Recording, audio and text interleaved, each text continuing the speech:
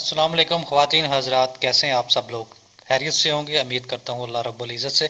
तो आज की मैं इस छोटी सी मैसेज में और नशिस्त में मैं बात करूँगा ट्रिनिटी के ऊपर, तसलीस के ऊपर। जैसा कि मज़हब मसीहत में और मज़हब के बुनियादी अकायद में जो ट्रिनिटी तसलीस है, ये इनका बुनियादी जुज़ है। तो अक्सर मसीह दोस्त और मसीह मशीनरी जो है वो तसलीस की दावत देते हुए हमें कहती है कि इस पे ईमान ले आए, तो आपकी उखरी नजात का जो है वो जरिया इसी में है। तो जब हम इनसे पूछते हैं कि तसलीस की तारीफ की जाए तो वो आगे से जवाब आता है खुदा बाप, खुदा बेटा, खुदा और रूह कुद्दस, जो एक ही हम पल्ला है और सबकी अथॉरिटी एक ही है।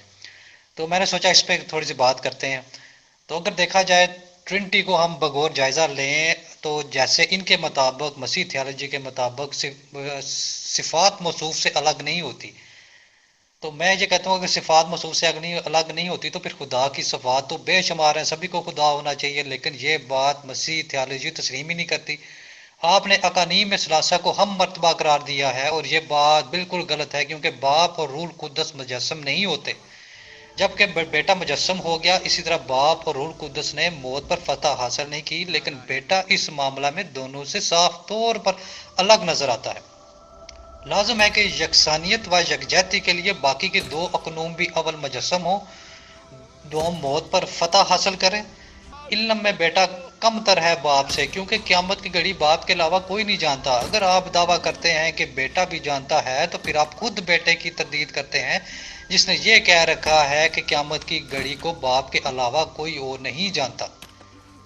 बेटा ताबा है बेटा ताबे है बाप के, हालांकि दावा है हम मर्तबा और हम पल्ला होने का। इसी तरह बेटा तजसीम के वक़्त वलादत के मरहले से गुजरा, जबकि दीगर दो शख्सियात इस तजिया से महरूम रही।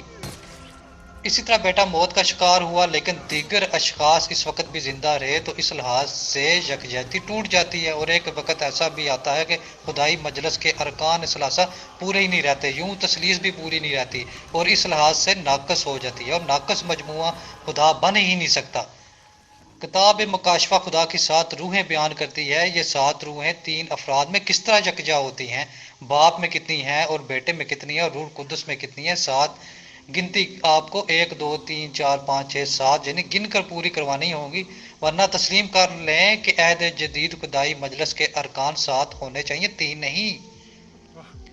बाप भेजता है बेटे को कुर्बानी देने के लिए और बेटा आता है कुर्बानी देने के लिए।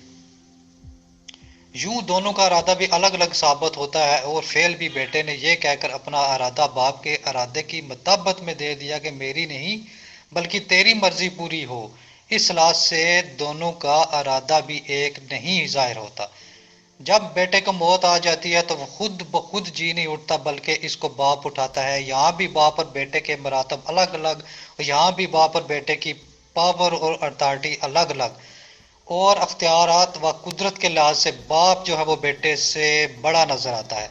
बिला आखिर बेटा अपना काम निपटा कर बाप में जम हो जाता है। इस वक्त अरकान सलासा की तादाद पूरी नहीं रहती।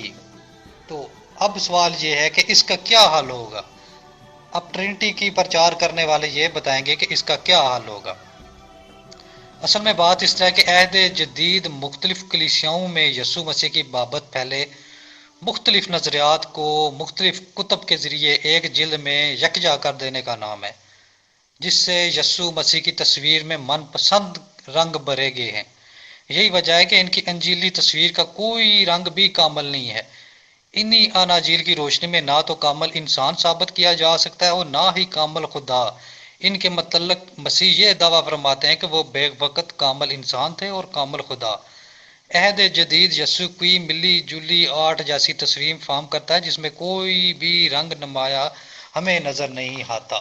तो मैंने सोचा इस ट्रिनिटी के हवाले से ये कुछ निकात आपके सामने रखे जाएं कि जिस तरह ये कहते हैं कि ट्रिनिटी जो है वो वाहिद एक है, तो मैंने सोचा आपसे शेयर करते हैं।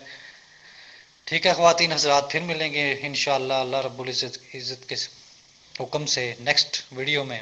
अपना ख्याल रखिएगा।